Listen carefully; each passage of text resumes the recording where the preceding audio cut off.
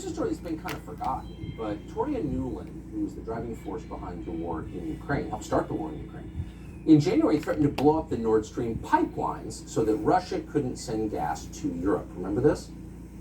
I want to be clear with you today. If Russia invades Ukraine, one way or another, Nord Stream 2 will not move forward. So then in September, somebody blew up the pipelines, and that was the biggest man-made environmental disaster in history. If you're worried about climate change, you should be in tears because the amount of carbon that emitted into the atmosphere. So it was pretty obvious to us the Biden administration was involved in this. We said that, and we were immediately denounced by the entire left and the entire media as agents of Putin.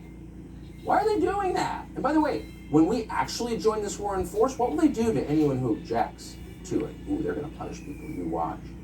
But with this in mind, we were a little bit surprised to see Toria Nuland essentially admit last week that she did it. Watch this. Senator Cruz, like you, I am, and I think the administration is very gratified to know that Nord Stream 2 is now, as you like to say, a hunk of metal at the bottom of the sea. Well, she's excited about it. When it happened, they said, we're upset about it. We have no idea who did this. And if you think we had a hand in it, you're Putin. What are we watching here? Tulsi Gabbard is a former presidential candidate who joins us tonight. Congressman, thank you so much for coming on. So now they're basically admitting it and nobody is saying anything? Why? I think there's two really important things for the American people to take away from what you have just outlined here. Number one is that statement from Victoria Nuland just exposed her and the administration's truth, which is that they have been lying to us all along about this. There's no way the United States was not either involved or knew about this or at the very minimum approved it. So they've been lying to us, they've been deceiving us, saying, hey, look, the United States had absolutely nothing to do with this, while also trying to sell us the absurd lie that, well, of course, Russia somehow bombed their own, exploded their own energy infrastructure to hurt their own economic interests. That it just shows how stupid they think we are, that we would buy such an absurd argument. Their lying to us shows us yet again that we can't trust anything that they're saying. We can't trust any of these narratives that are coming out of the mainstream media.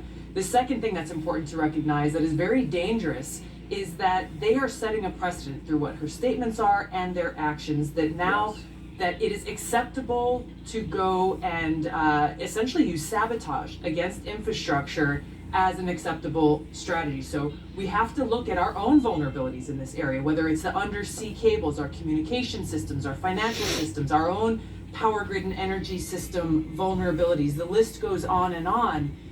The argument is very clear. Hey, look, if it's okay to go after and bomb and destroy Russia's oil and gas infrastructure, why would it not then be okay for someone else to come and attack our own, exploit our own vulnerabilities here? So this is the position that the warmongers in Washington have put us into, we the American people, all in the name of saying, hey, we're doing this to protect you, we're trying to protect democracy, but their actions are making us less safe and undermining our democracy, because we cannot have a functioning democracy if we can't trust what our leaders are telling us.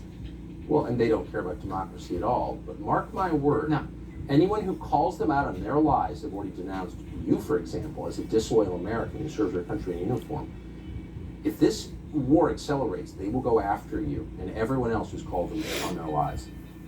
That's where it's up to the American people. We're the old, like, where is their hope? The hope lies in our hands to fire, get rid of throw these lying, warmongering politicians out of office and stop listening to the crap that mainstream media and big tech is putting out, and take a stand for the truth for our country and for our security and freedom.